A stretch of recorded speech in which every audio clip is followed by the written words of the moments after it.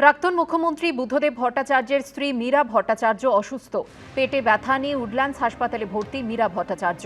আজ সকালে কোলোনোস্কোপি হয়েছে, আরও কিছু রক্ত পরীক্ষা হবে।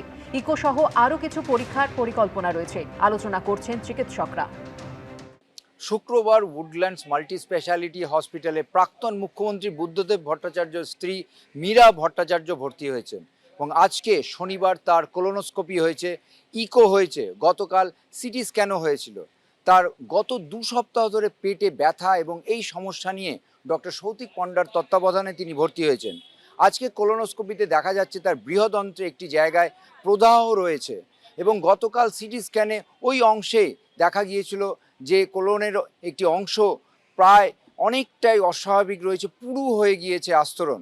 ফলে কি কারণে সেটা রয়েছে, কি কারণে যে পুরু হয়ে যাওয়া এবং যে প্রদাহের যে নজরে আসছে কেন, তার জন্য পরবর্তী পরীক্ষা করা হবে। অন্যদিকে তার ইকো করতে গিয়ে দেখা গিয়েছে তার হৃদযন্ত্রেও সমস্যা রয়েছে এবং তার যে পাম্পিং ক্ষমতা সেটা কমে গিয়েছে। মোটের ওপর তার শারীরিক অবস্থা স্থিতিশীল, তবে চিকিৎসকরা নজরে রাখছেন এবং বেশ কিছু আরও রক্ত পরীক্ষা করা হচ্ছে। ক্যামেরায় শান্তনু দত্তের সঙ্গে ঝিলম করঞ্জাই, এবিপি আনন্দ, কলকাতা। উৎসবের আগে হুহু করে বাড়ছে চিনির দাম।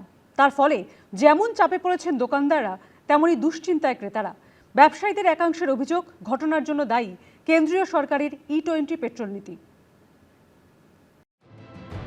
মুখে দিলে মিষ্টি, কিন্তু কিনতে গেলে মধ্যবিত্তের মুখ তেতো হয়ে যাচ্ছে। হুহু করে দাম বাড়ছে চিনির।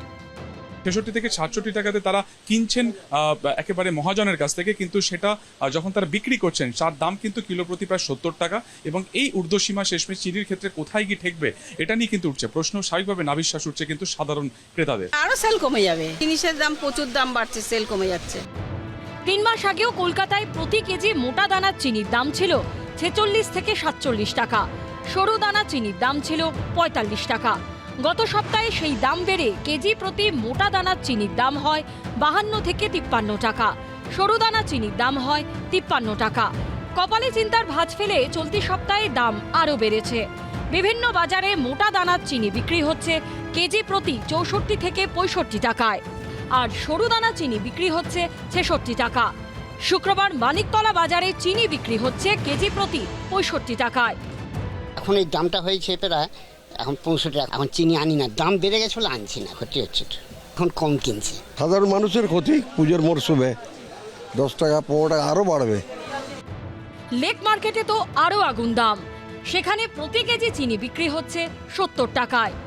৭০ টাকা মানে এটা কোয়ালিটি হিসাবে যেরকম কিনছে সেরকম বিক্রি হচ্ছে, বেশি দামে কেনা এসছে সে দামে বিক্রি হচ্ছে, খুব এফেক্ট হবে। ये जो E20 जो पेट्रोल बना रहा है ना, इसी के कारण ये तो बढ़ रहा है। जो गन्ना सब जो है ये तो जा रहा है वहाँ।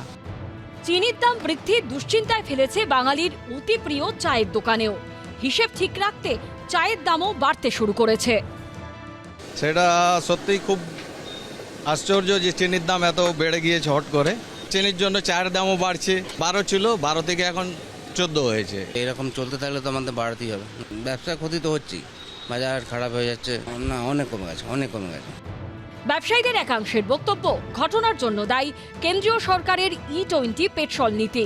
ব্যবসায়ীদের দাবি, E20 পেট্রোলে যে 20% ইথানল মেশানো হচ্ছে, সেই ইথানল তৈরির জন্য প্রচুর পরিমাণ চিনি লাগছে।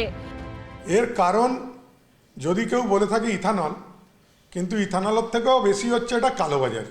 চিনি স্টকে কম আছে, সরকার যা আছে অ্যালাউ করেছিল কি এথনল তৈরি করো।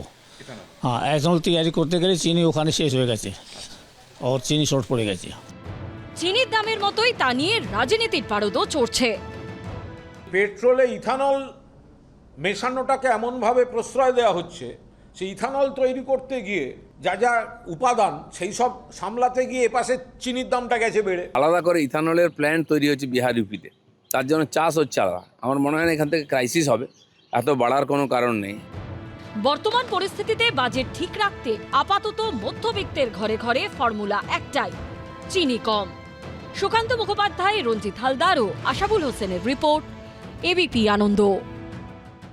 এবিপি আনন্দ, এগিয়ে থাকে, এগিয়ে রাখে।